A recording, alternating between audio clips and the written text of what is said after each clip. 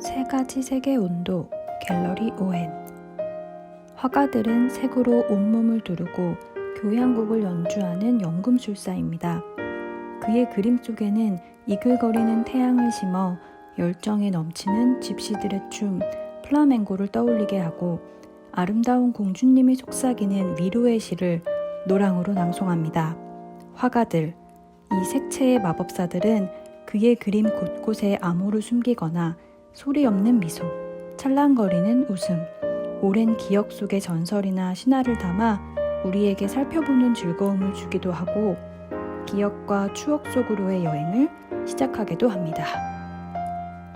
우울함에 젖어있는 우리의 일상을 단번에 뒤집어 즐거움으로 달려가게 하는 유혹을 하기도 합니다. 2020년 올해 말 이 시린 겨울은 그들의 은밀한 색채의 유혹에 풍덩 빠져볼 만한 계절입니다.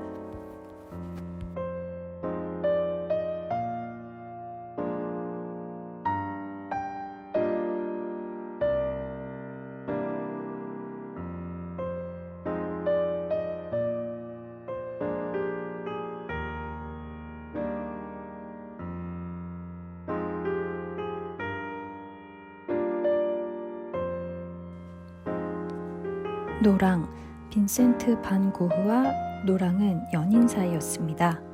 고흐가 노랑이 강처럼 흐르는 남프랑스를 좋아하게 되고 사랑하고 그곳에서 살기를 결심하고 아르레 아틀리에를 온통 노란색으로 칠한 것은 오로지 노랑을 사랑했기 때문입니다. 이곳에는 유황 같은 색이 사방에 널려 있고 태양이 사람을 취하게 한다. 이름 붙이기 어려운 그 빛은 노랑. 색바랜 유황의 노랑, 흐릿한 내론빛 노랑이라고 할까? 아름다운 노랑이여. 노랑은 즐겁다. 노랑은 아름다운 공주님의 미소처럼 빛난다. 태양의 색 노랑의 유쾌함과 친절함. 그래서 화가들은 노랑을 좋아하고 사랑하며 그의 그림 속에 시처럼 노랑을 담아내고 있습니다.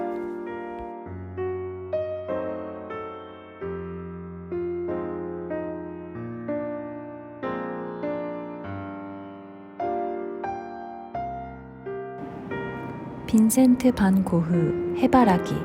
빈센트 반 고흐의 작품 중 가장 사랑받는 작품인 해바라기입니다. 고흐 특유의 강렬한 색채로 그려진 해바라기는 정열적으로 불타오르는 것처럼 보여집니다.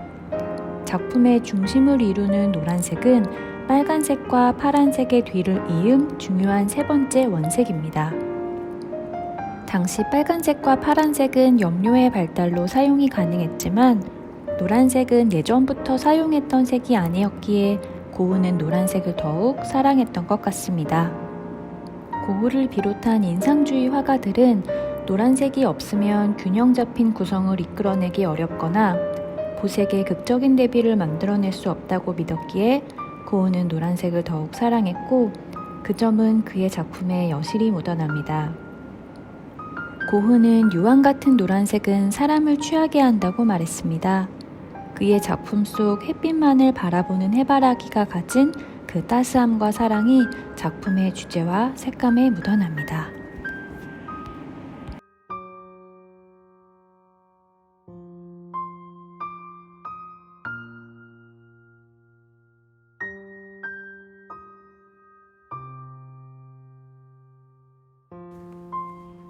다니엘 시오라 꿈의 풍경. 다니엘 시오라는 멀티플 아티스트로 유명한 프랑스 작가입니다. 그의 풍경화 작품은 리얼리티가 살아있는 전경, 마치 사진처럼 보이는 풍경 속에 매우 특별한 장치들을 가미시켜 독특한 분위기나 느낌을 연출합니다. 그 조합의 과정이 자연스러워서 그림 앞의 관객들은 전혀 거부감 없이 시오라가 연출하는 그 서정적 정서 속으로 유혹을 당하게 됩니다. 하얀색의 태양을 감싸고 있는 밝은 노란색의 하늘과 바다. 같은 노란색 조약돌 해안은 사실 꿈속의 풍경, 상상력이 빚은 세계입니다. 그러나 하얀색의 갈매기와 사실적으로 그려진 조약돌은 이 풍경을 매우 사실적인 현실 속의 풍경으로 우리를 이끌어갑니다. 이러한 현실감은 시오라의 교묘한 안배로 만들어지는데 관람객은 결국 밝은 노랑이 주는 희망과 약동성, 평화로운 바다의 노랫소리에 빠져들고 맙니다. 색채의 마술사로 불리는 시우라가 이 작품에서 몰두하고 있는 것은 오로지 밝은 노랑의 정서입니다.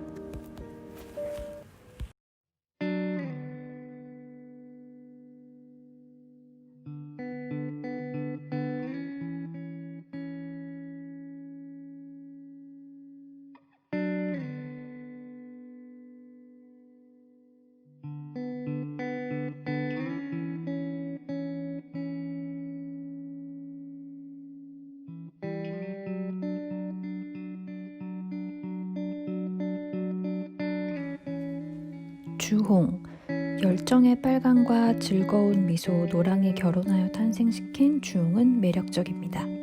금빛 노란색은 예나 지금이나 최고의 상태를 의미합니다. 오렌지색은 건전한 지혜와 정의에 쌓인 심신의 일치 상태를 뜻하기도 합니다. 괴테는 주홍을 진지한 눈빛으로 바라보면 그 색이 몸속으로 파고 들어오는 것 같다. 그리고 믿을 수 없을 정도의 감동을 일으킨다라고 말했습니다. 칸딘스키는 주황에서 팡파르의 음향을 들었고 주홍에서는 고음의 북소리가 들린다고 말했습니다. 그리고 주황색은 자신감 넘치는 사람이 불러일으키는 건강한 감정을 느끼게 된다고 말합니다.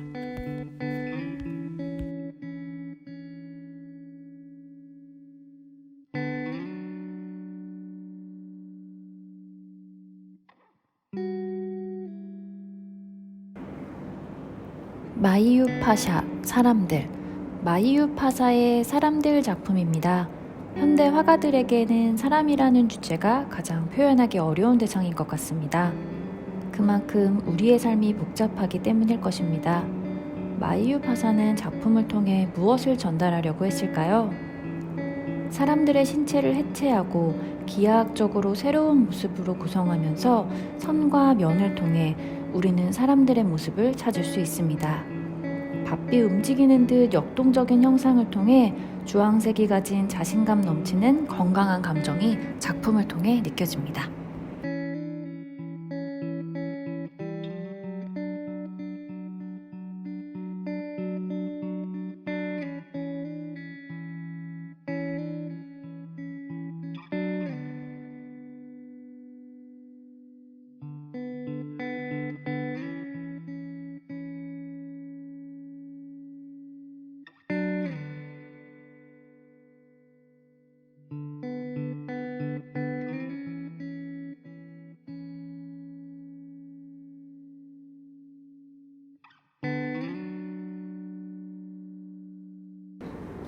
장폴 도나디니 환영.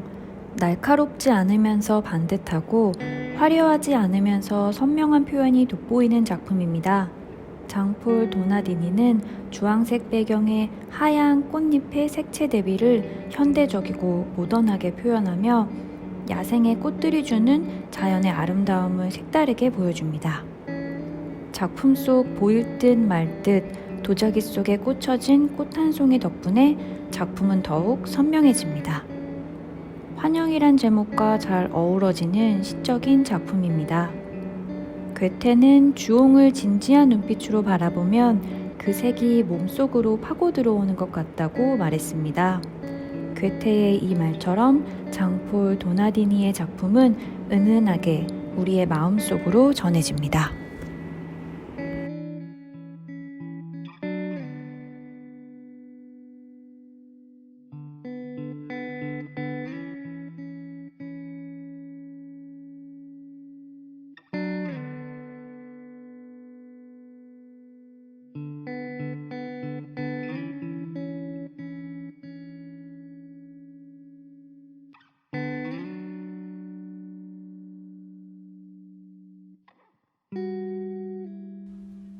빨강. 빨강은 사람이 이름 붙인 첫 번째 색입니다. 괴테는 빨강을 색 중의 왕이라 불렀습니다. 빨간 장미는 사랑을 의미하고 빨강은 불과 피를 상징합니다. 빨강은 힘의 색이며 생명의 색입니다. 빨간 포도주는 그리스도의 피를 상징하며 영원한 생명의 원천으로 해석되기도 합니다. 러시아에서 빨간색 의자는 신이 앉는 영광의 자리이며 빨간색 말은 재기 넘치는 말이고 모스크바의 붉은 광장은 아름다운 광장입니다. 중국에서 빨간색은 행운의 색이며 인도의 홀레복은 빨간색입니다. 유럽 중세의 왕과 귀족들만이 빨간색 옷을 입을 수 있었으며 산타클로스도 빨간색 옷을 입습니다. 레드카펫은 최고의 예우와 존중을 의미합니다.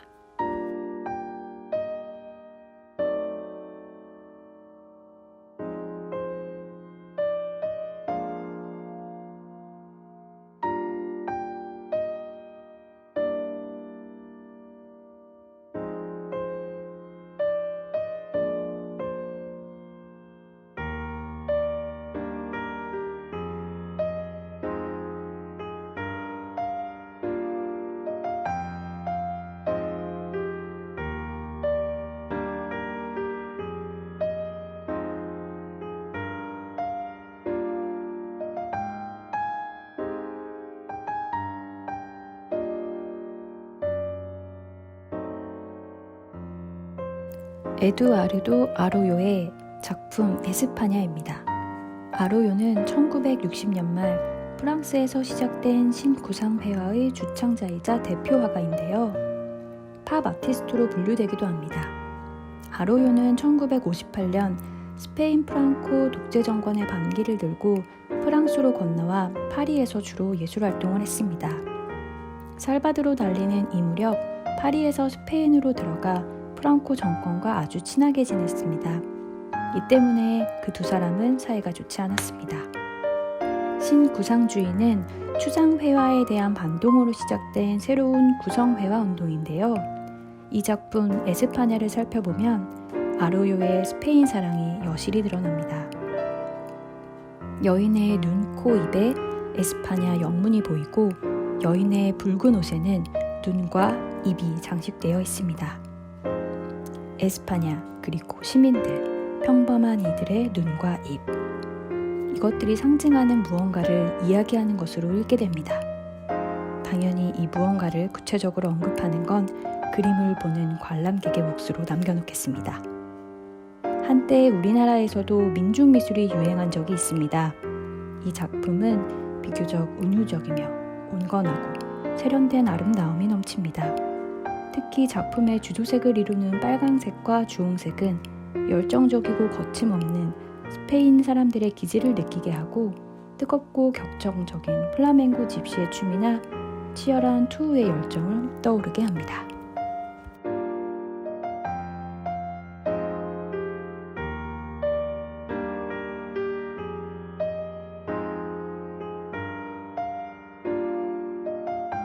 장폴 알비네트 337731 작품입니다.